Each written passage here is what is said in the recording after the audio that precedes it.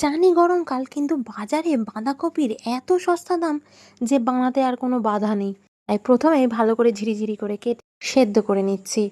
But হ্যাঁ, প্রথমেই কিন্তু বেঁধে রাখা কপিটাকে একদম ভালো করে খুলে দিতে হবে, ঝিরিঝিরি করে কেটে সেদ্ধ করে নিলাম। অল্প ভাপিয়ে নেওয়া আর কি, তুলে রেখে দিয়েছি।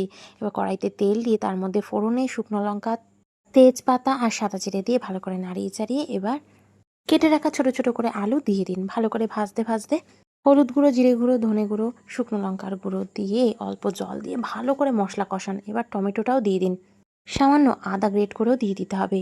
একটা লাল টমেটো দিয়ে কিন্তু অল্প নুন দিতে ভুলবেন না, তারপরে নাড়িয়ে চাড়িয়ে নিন। হ্যাঁ, মশলাকে অল্প কষিয়ে নিন। হ্যাঁ, এরকম কষালেই হবে। এবার ভাপিয়ে রাখা বাঁধাকপিটা দিয়ে দিন, খুব ভালো করে মিশিয়ে নিতে হবে আর ঢাকা দিয়ে রান্না করুন।